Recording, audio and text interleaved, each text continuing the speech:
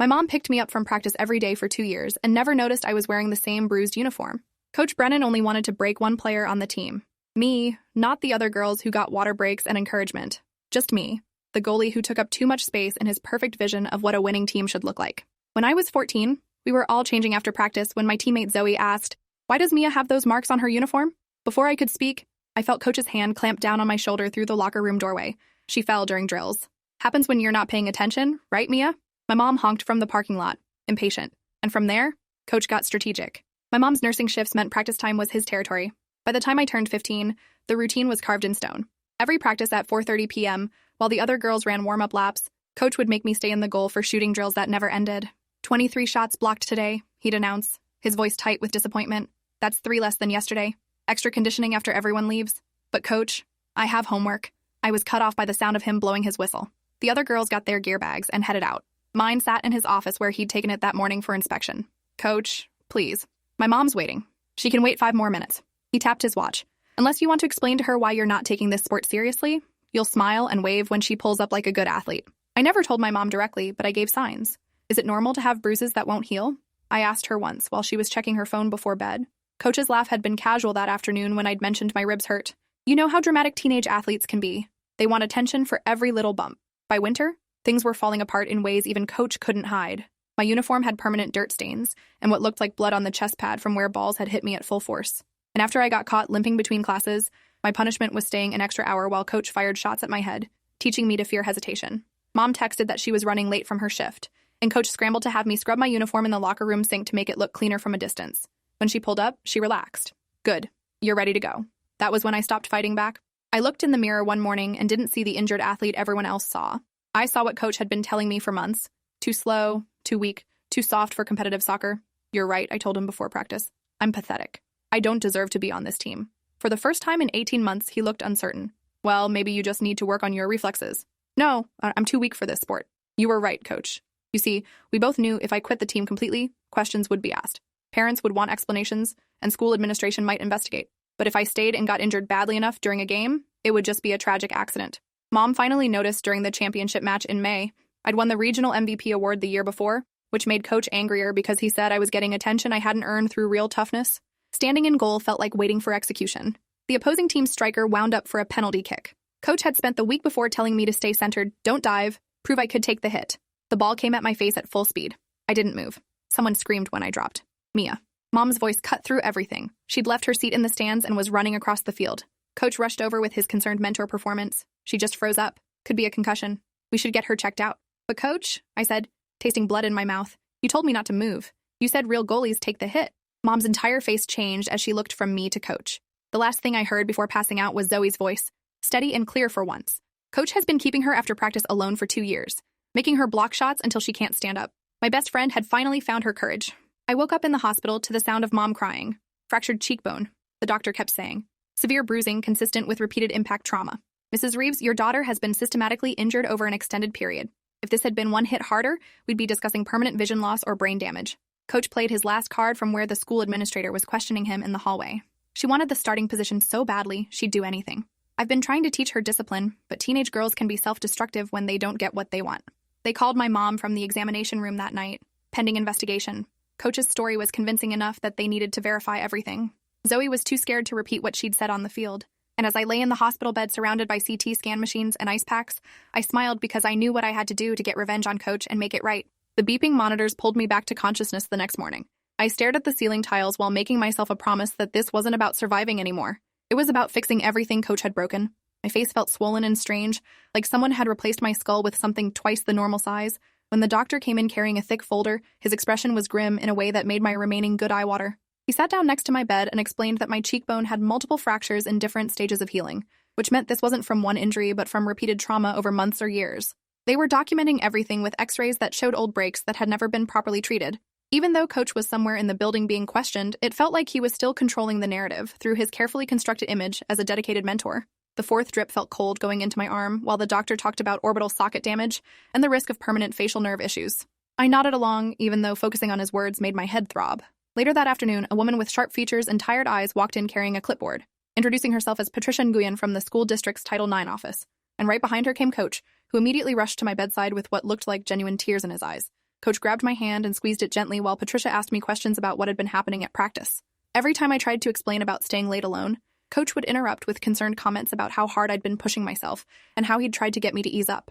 I tried to tell Patricia about the extra conditioning sessions and the head-level shots, but my words came out slurred from the pain medication, and Coach kept talking over me with worried observations about teenage athletes who couldn't admit when they needed help. Patricia wrote everything down, but I could see doubt in her eyes, especially when Coach started describing his years of coaching awards and testimonials from grateful parents. She seemed ready to believe his version where I was an overambitious athlete who'd injured myself through reckless determination.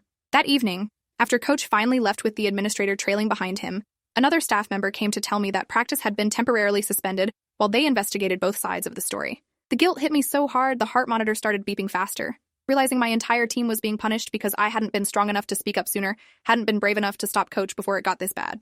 3 days passed in a blur of neurological exams and medication adjustments that made everything feel distant and unreal. On the third day, I finally worked up the courage to tell my nurse about everything while she checked my bandages. She listened without interrupting while I explained the daily extra sessions that started at exactly 5:15 p.m. after everyone else left. How Coach would make me block shots until my equipment was soaked with sweat and sometimes blood from where the balls had split my lip or bloodied my nose. I told her about the time he'd locked my gear bag in his office so I couldn't leave until he decided I'd worked hard enough. The nurse wrote everything down in careful handwriting and promised to pass it along to the hospital's social work team, squeezing my uninjured shoulder gently before she left. The next morning, a pediatrician with wire-rimmed glasses came in and introduced himself as Dr. Vincent Halstead, explaining that he'd been asked to do a comprehensive examination to document any signs of long-term athletic abuse. He was methodical and professional, taking photographs of the bruising on my ribs from where balls had hit me without proper padding, the permanent marks on my shoulders from diving onto hard ground repeatedly, the way my hands showed signs of repeated impact trauma that had damaged the small bones. I could see anger building behind his clinical demeanor, even though his voice stayed measured and calm. He ordered additional imaging that would show the progression of injuries over time, and detailed blood work that could help establish a timeline for when the abuse had started. On my 4th day in the hospital, my teammate Zoe came to visit with her mom, both of them looking nervous like they weren't sure they should be there. Zoe sat on the edge of my bed and told me she'd been keeping a journal for the past year after she noticed Coach treating me differently than everyone else. She'd written down dates and times when he'd kept me late, documented the practice sessions where he'd made me block shots until I was crying, recorded the comments he'd made about me being weak and soft compared to goalies from other schools. Her eyes filled with tears when she looked at my bandaged face, and she promised to do everything she could to help prove what really happened. She'd already sent her journal to Patricia at the Title IX office and given copies to her parents' lawyer friend who specialized in educational negligence cases. 2 days later, Coach showed up at the hospital with flowers and a card signed by the whole team, performing his concerned mentor routine for any staff who might be watching. Security had to escort him out when he tried to come into my room without permission. I watched through my door's window as he argued with the nurses about his right to check on his injured athlete, his voice getting louder as they physically blocked his path. The mask slipped for just a moment when he looked directly at me, and I saw cold calculation in his eyes before the concerned expression returned. That same afternoon, a man in a wrinkled suit came to my room and introduced himself as Leonard Wu, explaining that my mom had consulted with him about potential legal action against the school district and Coach personally. He spread papers across my bedside table showing different legal strategies, what kind of evidence we'd need to gather, how civil cases against coaches were notoriously difficult because of qualified immunity and institutional protection. My head spun trying to understand the terminology while he explained that criminal charges would require proof of intentional harm rather than just negligent supervision. A week after that first interview, Patricia came back to talk to me again, this time with a district lawyer present who took notes on everything. She kept asking questions that made me want to scream, like whether I might have misunderstood Coach's training methods, or if maybe I'd been hiding injuries because I was afraid of losing my starting position. She seemed skeptical when I explained about the punishment sessions and the deliberate headshots, about being forced to block full-power kicks from 5 feet away, while the other girls got standard drills from regulation distance. I could feel my chance at justice slipping away with every carefully worded question designed to protect the district from liability. Patricia admitted that Coach had an exemplary record with dozens of parent testimonials and multiple coaching certifications, which made it hard to believe he'd deliberately harm a student-athlete. The next morning, Zoe showed up with her mom and 3 other teammates who'd all decided to come forward. They stood in my hospital room with scared expressions and shaking hands while they took turns describing what they'd witnessed over the past 2 years. Maya talked about the time Coach had screamed at me for crying after a ball broke my finger, calling me pathetic and weak in front of the whole team. Jordan described practice sessions where Coach would laugh when balls hit me in the face, saying real goalies didn't flinch from contact. Sienna shared text messages from the team group chat where Coach had told everyone to ignore my complaints about pain because athletes who couldn't handle pressure shouldn't play competitive sports. Their collective testimony was harder to dismiss than just one injured athlete making accusations, especially when they provided specific dates and witnesses to each incident. Later that week, my mom finally admitted something that made my stomach drop. She'd noticed my uniform looked permanently stained months ago, but assumed it was normal wear from intensive practice. She'd seen me limping sometimes, but believed Coach when he'd casually mentioned at a parent meeting that I was prone to exaggeration about minor soreness. She'd even questioned me once about bruises on my arms, But I'd been so conditioned by Coach's threats that I'd lied and said I'd bumped into a door. The guilt in her eyes was almost harder to watch than the injuries themselves, knowing she'd been right there and could have stopped everything if she'd just looked closer. Mom started going through her text message history with Coach, finding months of his reassuring responses whenever she'd expressed concern about my exhaustion or injuries. He'd been systematically gaslighting both of us, using his authority as a respected coach to explain away every warning sign with reasonable-sounding medical explanations and athletic training jargon. On my 8th day in the hospital, they started me on physical therapy to rebuild facial muscle control and make sure the nerve damage wasn't permanent. The therapist was gentle but honest about the long recovery ahead, explaining that my depth perception might be permanently affected and the scarring could require plastic surgery. She had me practice basic movements in front of a mirror, and seeing my face distorted and swollen made everything feel more real than any of the legal discussions. We worked for 30 minutes before I started crying from frustration and pain, and she helped me back to bed while promising we'd try again tomorrow with lower expectations. Meanwhile, Leonard was working on getting access to Coach's personnel file and any previous complaints filed against him by parents or students. He filed formal discovery requests with the school district and sent letters to the State Athletic Association asking about coaching certification reviews. 3 days later, he called to say the district was refusing to provide most of the requested information, citing employee privacy and ongoing investigation confidentiality. The stonewalling made him more convinced we had a strong case because innocent people didn't hide evidence. The next day, Maya showed up with printed screenshots from Coach's social media that nobody had thought to check before. His Facebook page was full of posts about building champions through adversity and teaching young athletes that pain was weakness leaving the body. He'd shared articles about old-school coaching methods and how modern athletes were too soft compared to previous generations. One post from 6 months ago had a photo of me in goal with a caption about how real goalies didn't fear the ball. They embraced contact. The comments section was full of parents praising his dedication, but Maya had highlighted several where Coach responded that some athletes needed to be broken down before they could be built back up stronger. Leonard added all of it to our evidence file, explaining that Coach's own words about breaking down athletes would help prove intentional harm rather than negligent training. Patricia came back 2 days later with a folder full of papers from the school's athletic department. She'd gotten the practice logs showing that official team practice ended at 5 p.m. every day, but the gym had sign-out sheets showing Coach and one student staying until 6:30 or 7 p.m. 3 to 4 times per week for the past 18 months. The dates lined up perfectly with the evenings when my mom had been confused about why pickup took so long. Even Patricia seemed troubled by the pattern once she saw it documented in black and white, admitting that extra one-on-one training sessions should have been reported to the athletic director and required additional supervision. She added the logs to her investigation file and said it was helping establish a pattern of isolation, even if it wasn't the definitive proof we needed of abuse. A week into my hospital stay, the discharge planner came to explain that I couldn't go back to school while the investigation was happening. She said the district was arranging for home tutoring through their alternative education program, which meant I'd be isolated from my teammates and friends until everything was resolved. I wanted to get back to normal so badly, but I also knew I needed space from Coach and the school that had protected him. The tutoring coordinator was experienced with medical leaves but had no idea how to handle my situation, where the school itself was the source of trauma. While all this was happening, Coach started posting on social media about false accusations and how dedicated teachers and coaches were under attack from overly sensitive students and helicopter parents. He wrote long paragraphs about his decades of service and the hundreds of athletes he'd helped succeed. He posted old team photos showing smiling players holding trophies with captions about building character through discipline. The comments were split between people supporting him and parents who'd heard rumors about my hospitalization. Reading them made my chest hurt, even though I knew every word was calculated to make himself look like a victim of modern sensitivity culture. Dr. Halstead came in on day 9 with comprehensive medical findings that showed exactly how extensive my injuries were, from months of systematic abuse, multiple healed fractures in different stages, chronic soft tissue damage, signs of repeated concussion that had gone untreated. He explained each finding in terms that proved this wasn't from normal athletic training, but from deliberate repeated trauma. Seeing all those medical images and reports made everything more concrete than just my memories of painful practices. He said he'd write a detailed report for any legal proceedings that would be nearly impossible for the defense to dispute based on the objective physical evidence. That same afternoon, Leonard called to say he was subpoenaing security footage from the school's parking lot cameras. He wanted to show the pattern of my mom arriving at 5 p.m. for pickup, but me not leaving the building until 6:30 or 7 p.m., proving Coach had kept me isolated after official practice hours. He was building a timeline that would match my testimony about the extra sessions with visual proof that couldn't be explained away.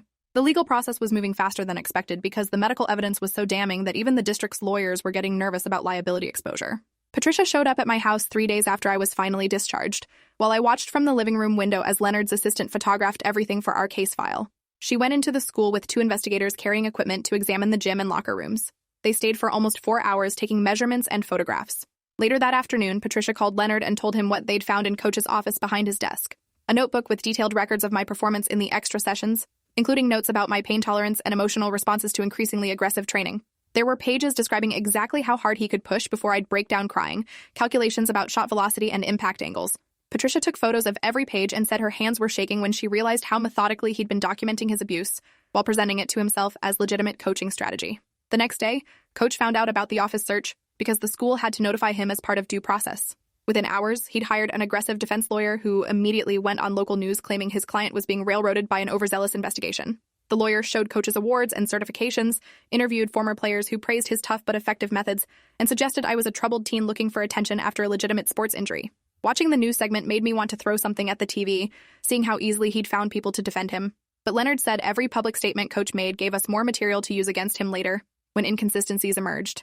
The medical facility set me up with a trauma therapist named Dr. Rashida Clarkson, who had experience with athletic abuse cases. She taught me to separate factual observations from emotional reactions when describing what happened, explaining that legal proceedings required clinical precision rather than raw feeling. We practiced over and over how to tell my story without breaking down, because she said juries and judges respond better to composed testimony than visible distress. Every session we'd go through the timeline and she'd stop me whenever I started using words like scared or hurt and make me describe the concrete actions Coach had taken. It was harder than any physical therapy to control my emotions while recounting the worst experiences. Mom finally got permission to see the full medical report after signing legal documents, acknowledging we intended to pursue civil action. She sat at the kitchen table reading Dr. Halstead's findings and started sobbing so hard she couldn't breathe properly. 15 documented injuries over 18 months, chronic pain that I'd learned to hide, permanent facial scarring that would require reconstructive surgery. She kept saying she should have known, should have looked closer, should have trusted her instincts when things felt wrong. I told her Coach had been gaslighting both of us with expert precision, but the guilt in her eyes didn't fade. She'd spent 2 years driving me to and from the place where I was being systematically destroyed, making her an unknowing accomplice to my abuse. That same week, Maya called to say she'd been going through old team emails and found something disturbing. Coach had sent group messages about building mental toughness through adversity, but when you compared the language in emails that included me versus emails that didn't, the difference was stark. Messages about me specifically used phrases like break through weakness and overcome softness, while messages about other players focused on skill development and tactical improvement. Maya had highlighted every instance where Coach's language toward me was different, creating a pattern of singling me out for psychological manipulation. Leonard added it all to our evidence file, explaining that proving discriminatory treatment would strengthen our case significantly. 2 weeks after I got home, I went to a follow-up appointment where Dr. Halstead showed me comparison scans of my facial bones before and after healing. The fractures were knitting together, but left visible evidence of trauma that any medical professional could identify as repeated impact injuries. He explained that the pattern of damage matched exactly with soccer ball strikes to the face from close range, with enough force to break bones. His professional opinion was unambiguous. These injuries could only have resulted from deliberate, repeated trauma, not from normal athletic participation.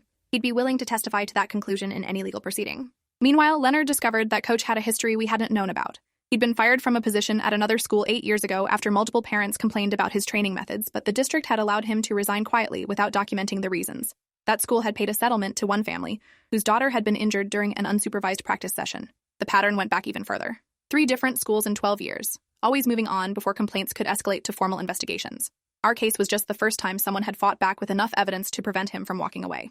Leonard filed an amended complaint expanding our lawsuit to include negligent hiring and failure to properly investigate previous allegations.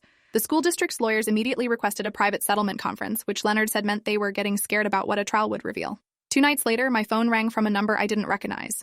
It was Jordan calling from a borrowed phone, whispering so quiet I could barely hear her. She said Coach had been showing up at practices for the JV team where her younger sister played, just watching from the parking lot, but making everyone uncomfortable. The school had only banned him from varsity facilities, but hadn't thought to restrict him from other athletic programs. My whole body went cold because I knew exactly what he was doing, looking for his next target now that I was gone. Jordan said her sister was scared but didn't know how to tell anyone without making things worse. I told her to have her parents call Leonard immediately and document every sighting with photos and timestamps. The next morning, during my session with Dr. Clarkson, I stood up too fast and the room started spinning. My balance was still affected by the facial injuries and I hit the floor hard enough to bruise my shoulder. Dr. Clarkson called Dr. Halstead, who came over from his practice to check me and lectured about pushing recovery too hard. He said the stress from the legal battle was slowing my healing, and if I didn't manage it better, I risked permanent complications. But I couldn't stop pushing now. Not with Jordan's sister potentially in danger, and Coach still free to target new victims. Patricia tried to interview some of Coach's defenders at the school the following week, but called Leonard afterwards sounding frustrated. The athletic director claimed he'd never received complaints about extra practice sessions and assumed any after-hours gym time was for voluntary individual training. The principal said Coach had exemplary performance reviews and parent satisfaction scores that never indicated problems. Other coaches described him as demanding but effective, the kind of old-school mentor who got results even if his methods seemed harsh to modern sensibilities. Everyone had their carefully prepared statements that protected the district from liability while throwing Coach under the bus just enough to claim they'd acted reasonably. Leonard met with me after those interviews to explain that the district was going to argue they had no way of knowing about the abuse because Coach had hidden it so effectively. We had medical records and witness testimony, but they'd counter with his positive track record and lack of formal complaints. He said we needed something more concrete that proved the district had been willfully blind to obvious warning signs. I was exhausted from fighting against people who should have protected me, but knew we had to keep pushing, or Coach would just move to another school and find a new victim. That night, I remembered something I'd forgotten in all the chaos. The school had issued me a medical alert form sophomore year after I'd disclosed having asthma. The nurse's office would have records of every time I'd come in with injuries or breathing problems. If we could get those records, they'd show the pattern of increasingly serious injuries that the school had documented but never investigated. Leonard filed a request for my complete health records from the school nurse, citing my right to access my own medical information. 3 days later, we got 50 pages of incident reports showing I'd visited the nurse 31 times in 18 months with various injuries, breathing difficulties, and complaints of pain. The nurse had documented every visit with descriptions of visible injuries and my explanations of how they'd occurred.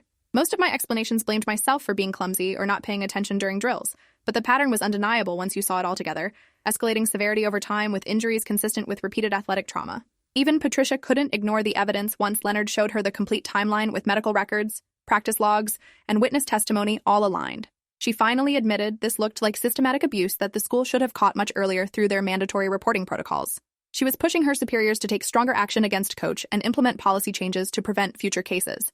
Her supervisor wanted to settle quietly and move on, which made me so angry I couldn't see straight. The system protecting institutions over kids felt completely backwards, prioritizing damage control over actual justice. But Patricia kept pushing, documenting every failure in the school's response and building a case for systemic reform. 2 days before Leonard's deadline for the district to respond to our settlement demands, we got news I'd been waiting for. The State Athletic Association had suspended Coach's certifications pending the outcome of the investigation, which meant he couldn't coach at any school in the state anymore. It wasn't criminal charges and it wasn't permanent, but it meant he couldn't access new victims while the legal process played out. I sat in my room and let myself feel relieved for the first time in weeks, knowing at least Jordan's sister was safe from him now. 3 days later at Leonard's office, Coach's lawyers showed up for the settlement conference looking nervous. The mediator was a retired judge who'd handled dozens of educational liability cases, and she made it clear from her opening statements that the evidence against Coach was overwhelming. We spent 6 hours going back and forth about compensation amounts, apology requirements, and policy changes.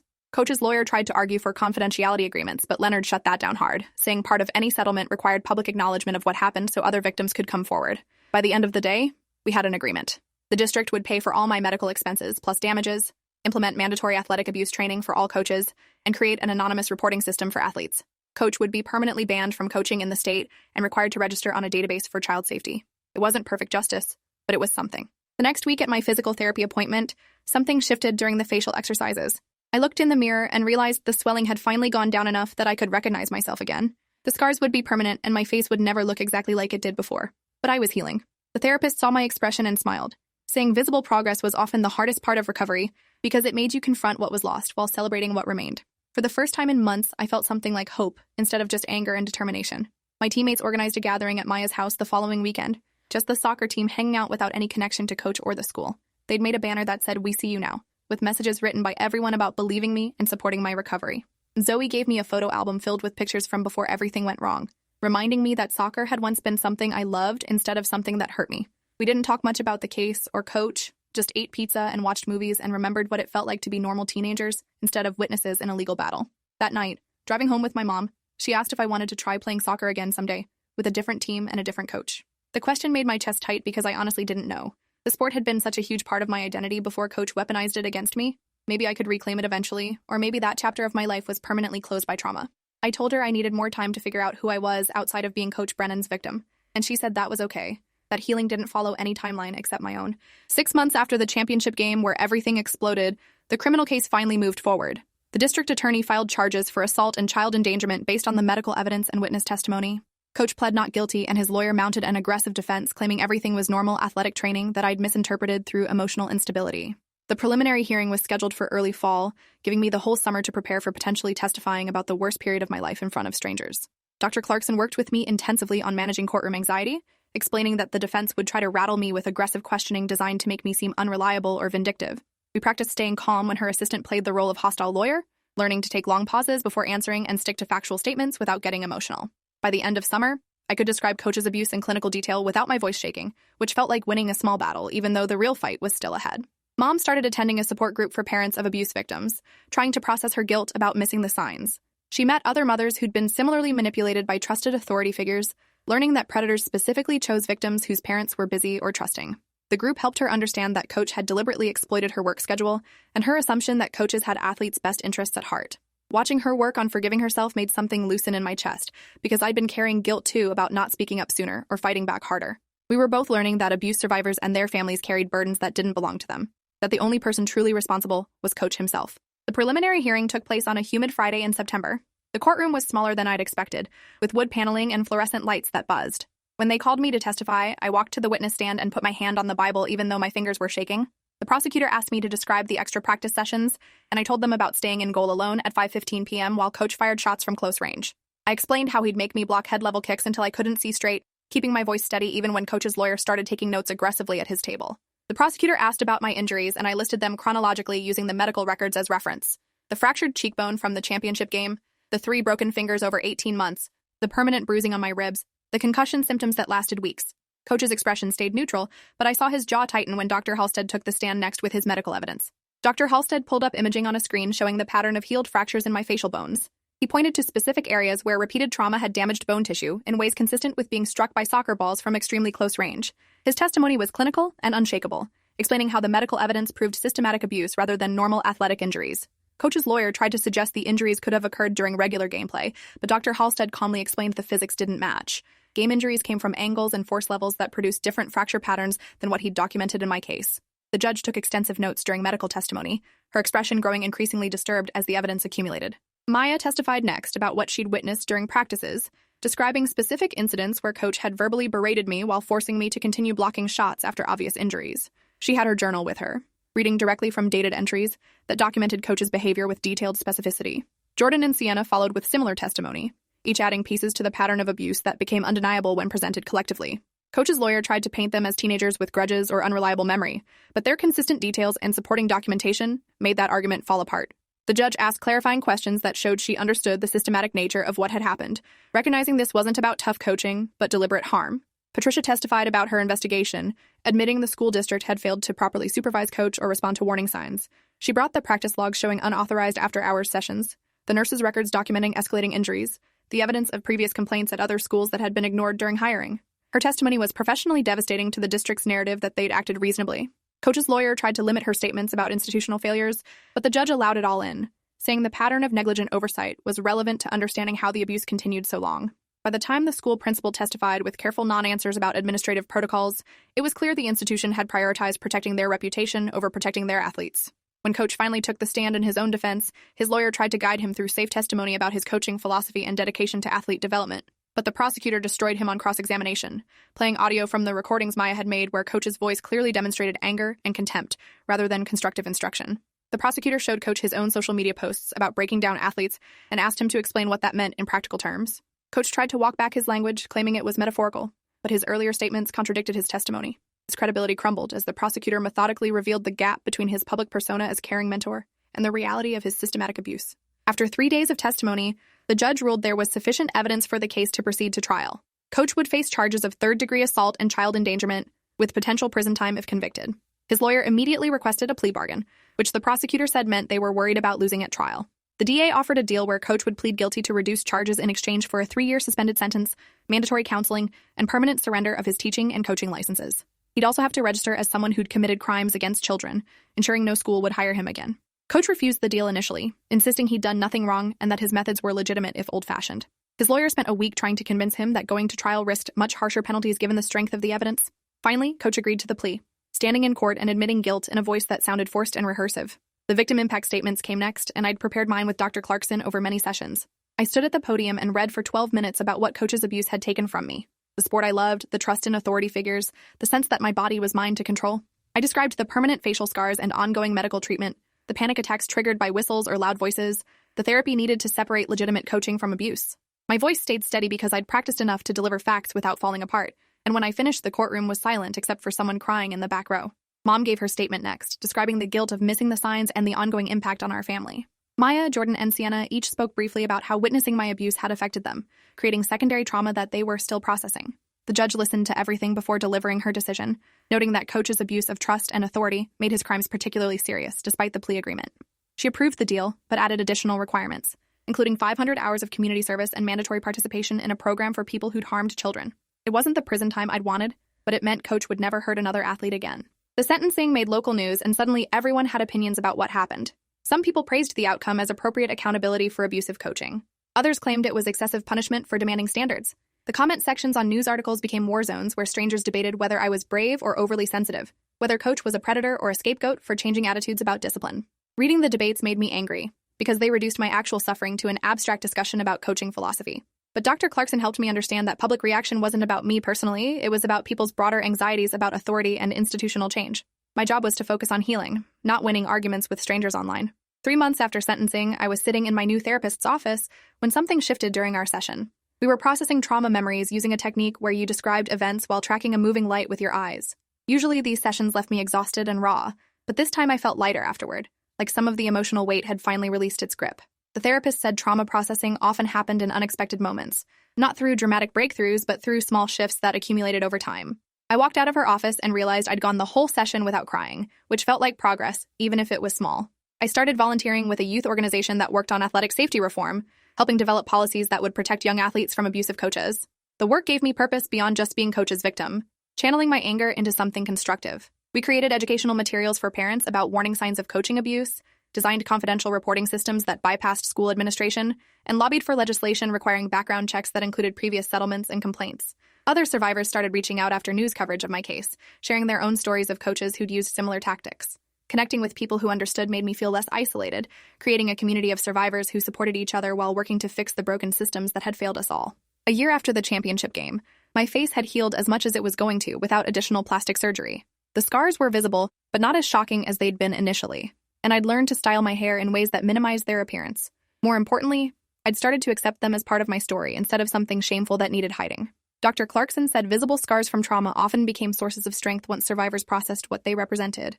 My face showed evidence of what I'd survived and overcome, proof that Coach hadn't broken me completely no matter how hard he'd tried. Some days I looked in the mirror and felt angry about what he'd taken. Other days I looked in the mirror and felt proud of who I'd become despite him. Mom and I had slowly rebuilt our relationship through family therapy, working through her guilt and my resentment about the 2 years she'd missed what was happening. She'd changed jobs to have more regular hours, ensuring she'd never again be too busy to notice if something was wrong. We developed new routines where we actually talked instead of just coordinating logistics, building trust through small daily interactions. She started attending my advocacy events, not as someone trying to fix her guilt, but as genuine support for work that mattered to me. The healing wasn't linear or complete, but we were learning to be present for each other in ways we hadn't managed before trauma forced us to change. I decided not to play soccer again, accepting that some things couldn't be reclaimed without triggering too much pain. Instead, I found new interests that weren't connected to Coach or that period of my life. I joined the school's newspaper and started writing about institutional accountability and student advocacy. The work felt meaningful in ways sports never quite had, giving me a voice in conversations about how schools could better protect vulnerable students. My articles about athletic abuse reform got picked up by regional publications, and suddenly I was being invited to speak at conferences about youth sports safety. The platform felt strange but important, turning my worst experiences into something that might prevent others from suffering similarly. 2 years after everything changed, I was finishing my college application essays when I realized I'd written about the advocacy work without mentioning Coach at all. My identity had finally expanded beyond being an abuse survivor to include all the other things that made me who I was. The scars were still there, the trauma still influenced how I moved through the world, but they weren't the only defining features anymore.